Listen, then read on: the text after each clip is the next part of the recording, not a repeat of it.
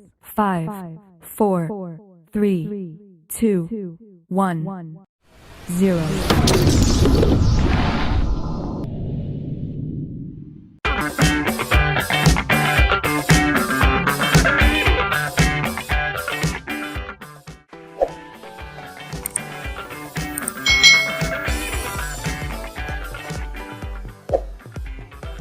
Hai hai hai, selamat datang di channel YouTube Kak Citra.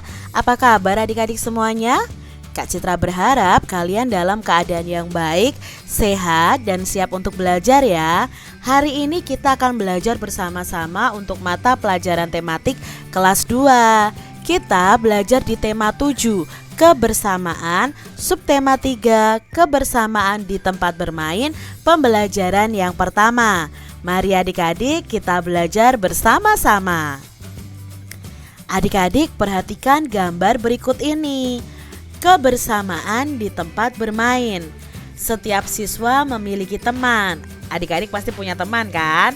Nah, Siti memiliki teman di sekolah dan di rumah. Mereka bertemu untuk belajar dan bermain. Di sekolah, Siti dan teman-temannya bermain di halaman sekolah. Mereka bermain saat jam istirahat. Di rumah, Siti dan teman-temannya bermain di lingkungan rumah. Halaman, lapangan, dan sungai adalah tempat bermain yang menyenangkan. Bermain di taman. Hari ini hari Minggu. Siti dan teman-temannya bermain di taman. Mereka bermain kucing dan tikus.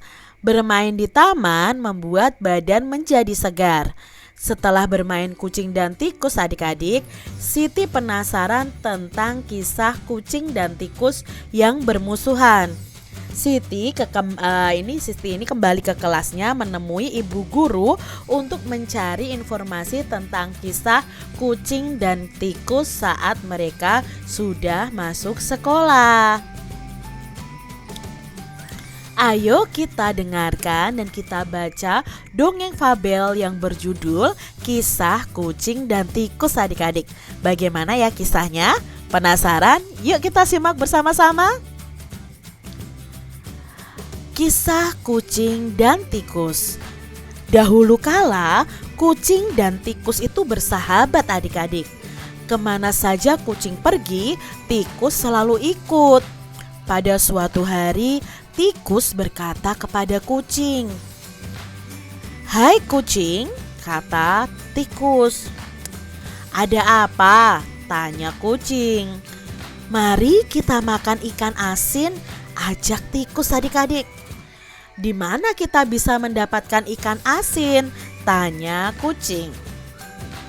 "Itu di sana, digantung di rumah Pak Tani. Ikan asinnya amat banyak. Kita akan puas memakannya," jelas si tikus kepada kucing. Lalu adik-adik, rupanya kucing tertarik pada usul tikus. Ketika malam tiba, tikus dan kucing berangkat ke rumah Pak Tani. Mereka bersepakat nih adik-adik, tikus akan memanjat ke atas, sedangkan kucing akan menunggu di bawah. Sebelum memanjat ke atas, tikus berpesan kepada kucing. Nah, pesannya ini, "Kalau ada ikan asin yang jatuh ke sini, cepatlah kamu melompat dan menerkam. Jangan sampai ikan asin itu terpental keluar kamar ini. Nanti kita ketahuan." Itu adalah pesan tikus kepada kucing. Akhirnya tikus memanjat ke atas tempat ikan asin digantung. Setelah ia menemukan ikan asin yang bagus dan besar, ia lupa adik-adik, lupa kepada kucing ya. Tadi kan janji kepada kucing. Nah, kucing yang kelaparan menunggu dengan siaga sambil menengadahkan kepalanya ke atas. Kok lama benar tikus di atas? Tikus sudah mendapatkan ikan asin apa belum ya? Perutku sudah lapar sekali, kata si kucing adik-adik. Tikus pun mendapatkan lagi ikan asin yang paling besar dan bagus. Tikus mulai mengerek tali pengikat ikan asin itu. Belum selesai tali pengikat ikan asinnya itu digerek, karena kekenyangan, tegang, dan takut ketahuan oleh penghuni rumah, tiba-tiba tikus salah injak dan terjatuh. Sebelum sampai ke bawah, tikus berkata, "Jangan kau makan saya adalah tikus kawanmu, jangan makan saya." Tetapi adik-adik, kucing apa yang dikatakan? "Wah, ikan asin, sin. Itu kata si kucing kesenangan adik-adik. Tapi si tikus, "Aduh, saya bukan ikan asin, saya kawanmu. Saya belum sempat menjatuhkan ikan asin itu. Saya yang terjatuh. Kucing, saya bukan ikan asin," teriak si tikus adik-adik. Tapi si kucing selalu berkata, "Ikan asin, meong, ikan asin, meong." Seperti itu adik-adik. Lalu apa yang terjadi adik-adik ya? Nah, kucing tetap tidak menghiraukan tikus dan merasa ditipu olehnya. Disinilah asal mulanya kucing dan tikus itu tidak akur. Tikus merasa sakit hati pada kucing yang memakannya. Kucing pun tidak percaya lagi pada tikus, sebab tikus telah memakan ikan asin sendiri. Nah, sejak saat itu pertama kalinya kucing memakan tikus, sebab kucing itu selalu beranggapan bahwa tikus adalah ikan asin. Itu tadi adik-adik ya, kisah si kucing dan tikus. Nah adik-adik, yuk kita pahami bersama. Dalam cerita tadi, siapa saja tokohnya? Ya, tokohnya ada kucing dan ada tikus. Lalu watak atau sifat dari kucing bagaimana adik-adik? Watak dari kucing tadi, dia itu suka mencuri. Kan diajak mencuri tuh adik-adik sama si tikus, dan dia mau ya. Lalu kucing ini juga tidak sabaran adik-adik. Nah, tikus ini sifatnya atau wataknya itu suka mencuri juga, licik, ingkar janji, dan suka menipu. Nah, dia sudah menipu kucing adik-adik. Lalu amanat atau pesan yang bisa kita ambil dari cerita ini adalah, yang pertama, kita tidak boleh mencuri ya adik-adik ya. Lalu jangan ingkar janji dan suka menipu. Jagalah selalu persahabatan kalian. Lalu latar atau tempat terjadinya peristiwa tadi adalah di rumah Pak Tani. Itu tadi ya adik-adik ya, unsur-unsur dalam cerita. Apa yang dicari kucing dan tikus untuk dimakan adik-adik? Ya, yang dicari kucing dan tikus adalah ikan asin. Lalu, di mana kucing dan tikus mencari makan? Ya, kucing dan tikus mencari makannya di rumah Pak Tani. Berikutnya, siapa yang bersikap curang ketika menemukan makanan?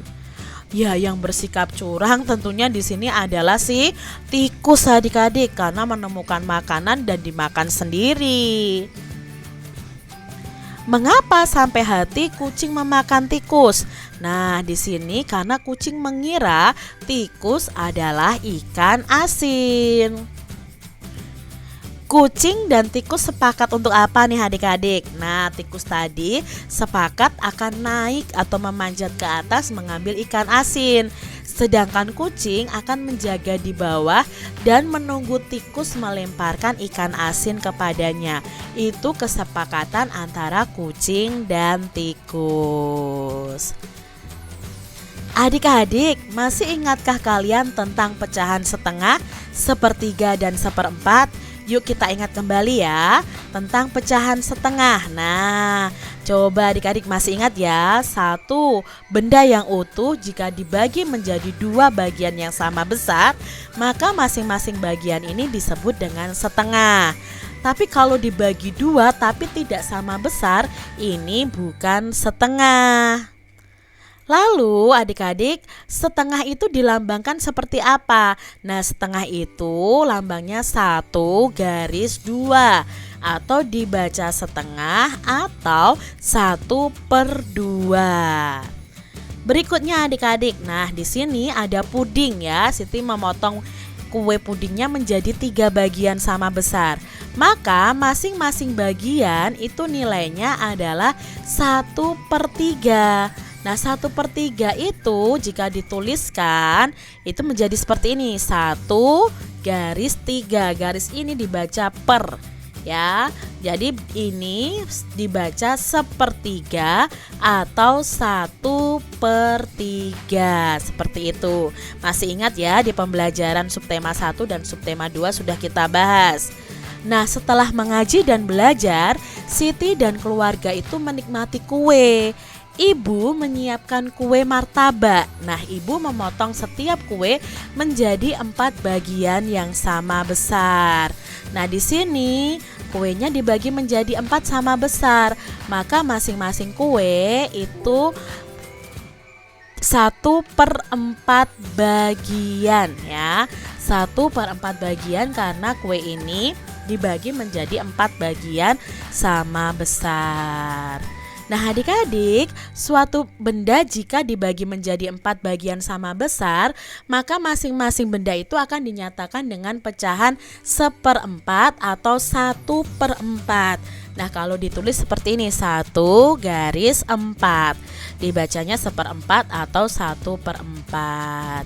Nah sekarang Kak Citra punya gambar ini nih adik-adik. Sebuah kue dibagi menjadi titik-titik bagian yang sama besar. Ini dibagi menjadi berapa bagian yang sama besar? Ya, dibagi menjadi 2 bagian sama besar. Satu bagian itu bertanda X ini, bertanda silang, menyatakan pecahan berapa adik-adik. Karena yang diberi tanda X atau silang hanya 1 dari 2 kue yang ada, maka yang bertanda X ini dinyatakan dengan pecahan 1/2. Seperti itu adik-adik. Lalu kita lihat gambar berikutnya, ada biskuit nih adik-adik atau kue lagi. Banyak kue ada berapa adik-adik? Ya, banyak kuenya ada 2. Lalu satu kue yang bertanda X itu menyatakan pecahan berapa?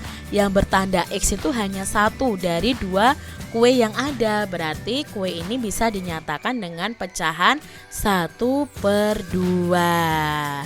Kita lihat gambar berikutnya, ada puding dibagi menjadi 3 nih ya. Sebuah kue dibagi menjadi 3 bagian yang sama besar.